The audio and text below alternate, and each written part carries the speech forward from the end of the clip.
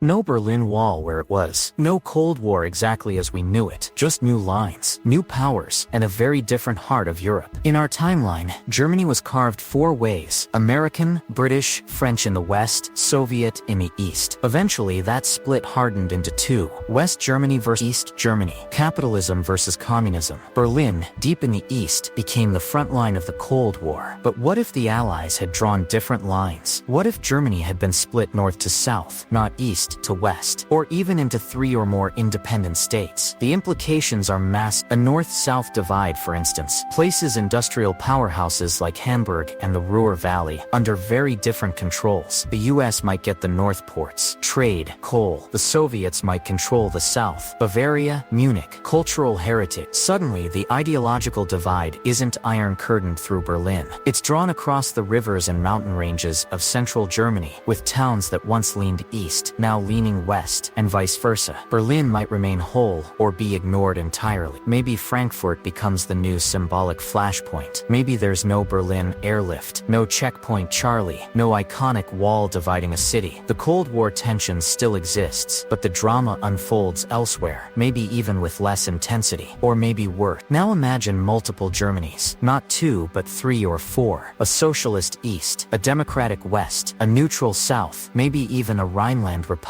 backed by France as a buffer zone. The idea of Germany begins to dissolve. It's no longer one nation waiting to reunite. It's a patchwork, more like post-Ottoman Eastern Europe than the reborn Bundesrepublik we know. Economically, this matters. A fragmented Germany can't lead a European recovery. The German miracle never materializes. The European Union, possibly delayed, or built around France and Italy instead. Without a strong West Germany, NATO has a weaker foothold in Central Europe. The Iron Curtain stretches further west, or perhaps nowhere at all. The front of the Cold War gets muddier. And what about the Soviet? If the USSR controls a larger slice or a more strategic slice, they hold tighter to Europe. Maybe they keep all of Berlin. Maybe they push their influence through Austria, through northern Germany, even into Denmark. The Warsaw Pact is strong. America responds with more aggression, or more retreat. Culturally, things shift too. The idea of German identity weakens. There's no single German football team to cheer for, no unified Olympic delegation, no Beethoven and Bauhaus flying under one flag. The German language remains, but the idea of Germany as a world power never fully reforms. And when the Cold War ends, there's no fall of the Berlin Wall, because maybe there's no wall to begin with. There's no euphoric reunification in 1990, just negotiations, realignment, some pieces merging, others staying separate. Germany becomes less of a heartland, more of a hinge caught between powers, forever shaped by where the lines were drawn after 1945. Because in the end, post-war Germany was never just about borders. It was about which future would grow inside them and change the world around them. Draw those lines differently, and the future changes with them.